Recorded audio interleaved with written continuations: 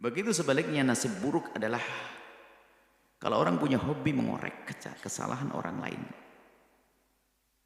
Hukumannya akan Allah rendahkan. Man tatabba'a aurata akhihi. Ini bukan, kalau sudah katakan Nabi mengatakan man tatabba'a aurata akhihi, barang siapa mencari-cari kesalahan orang lain, itu artinya orang lain punya kesalahan memang. Dia punya kesalahan tapi kita cari-cari. Tatabba'a Allah aurata. Allah akan bongkar aibnya, Allah permalukan wa yaftahu. Allah akan permalukan dia walaupun di tengah rumahnya sendiri.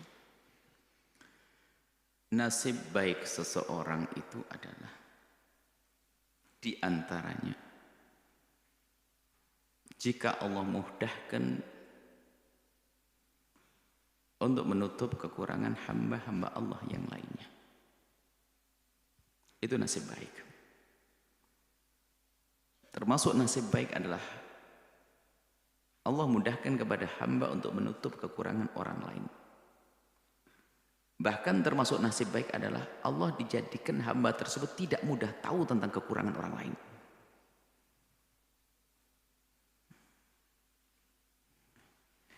Begitu sebaliknya nasib buruk adalah kalau orang punya hobi mengorek kesalahan orang lain. Hukumannya akan Allah rendahkan. Man tatabba'a aurata akhihi. Ini bukan, kalau sudah katakan Nabi mengatakan man tatabba'a aurata akhihi, barang siapa mencari-cari kesalahan orang lain, itu artinya orang lain punya kesalahan memang.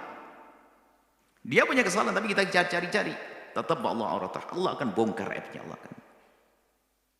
Allah permalukan wa yaftahu. Allah akan permalukan dia walaupun di tengah rumahnya sendiri. Apalagi seorang suami atau seorang istri.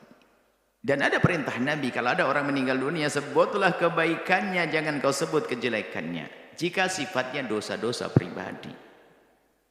Kecuali ada orang meninggal dunia punya dosa yang bukan dosa pribadi, tapi dosa menyeru kepada kesesatan. Dia seorang ustadz, punya pemikiran sesat, maka pemikirannya harus diungkap agar orang tidak tertipu. Itu beda. Tapi pribadi dia seorang hamba punya kesalahan. Naudzubillah, ada seorang, mungkin kita pernah tahu dia mabuk, dia judi, dia ini, dia zina. Setelah meninggal dunia, dia muslim. Saat dicabut sakaratul maut, dicabut nyawanya, semoga dihapus dosanya. Selesai. Enggak boleh kita mengungkap, apalagi orang meninggal dunia, hati-hati menggonjang orang meninggal dunia, minta maafnya gimana? Apalagi seorang suami Anda manusia kalau ada kekurangan. Dan dia menyebutkan kalimat bohong, saya sendiri bohong itu seperti apa? Tidak terus terang kadang dibilang bohong. Ketidak terus terangan dalam satu hal itu mungkin kebaikan.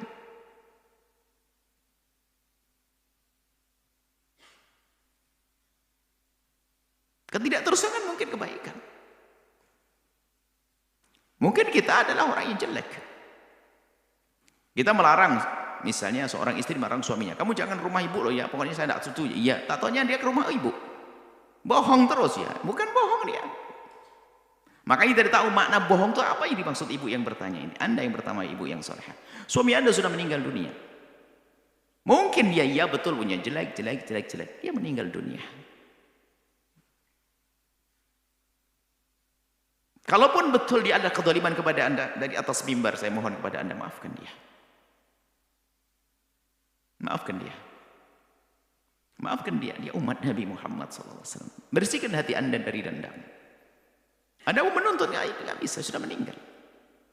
Hendaknya Anda berbanyak Allah maghfirlahu warhamhu. Ampuni dia ya Allah dan berikan kasih sayang. Urusan pribadi dan sebagainya. Dan setelah itu tidak perlu kita mengungkap kejelekan siapapun. Orang telah meninggal dunia. Kok ada hubungannya dengan hukukun nas, masalah haknya manusia tentang peninggalan waris dan sebagainya, kita bongkar, boleh nggak? Sampaikan, bukan bongkar, kita sampaikan keluarganya bahwasanya dia pernah mengambil ini, punya utang ini, bisa saja begitu. Tapi kalau urusan-urusan yang Anda sebut, saya tidak tahu bohongnya itu apa. Kadang bukan kebohongan dianggap bohong. Suaminya suaminya tidak memberitahu tentang gaji, katanya bohong. Saya dibohongi suami saya, kenapa? Rupanya gajinya tidak dikasih tahu ke saya. Memberi jumlah nilai apa, nominal gaji nggak wajib, nggak harus ibaratnya. Yang penting kan cukup begitu saja untuk rumah tangganya, seperti itu. Mohon maaf, ini kami tidak tahu apa yang dimaksud bohong. Banyak bukan kebohongan tapi dianggap bohong. Ketidak terus terangan bukan bohong loh ya. Tidak terus terang maksudnya tidak menyampaikan.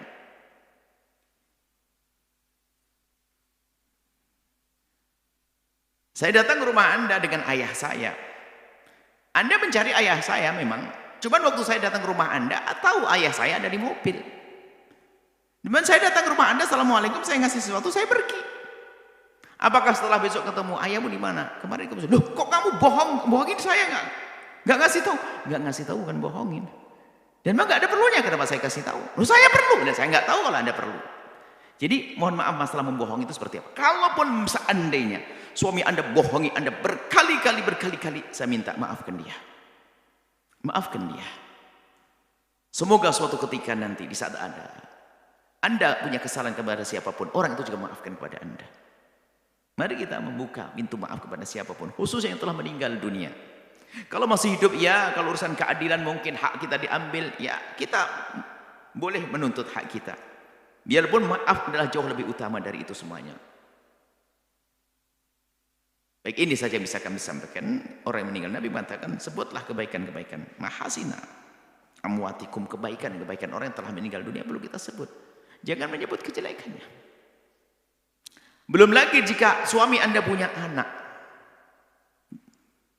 Anda punya anak dari dia. Kalau Anda terus-terus sebut kekurangannya, apa yang terjadi pada diri anak Anda? Mungkin akan benci kepada Anda.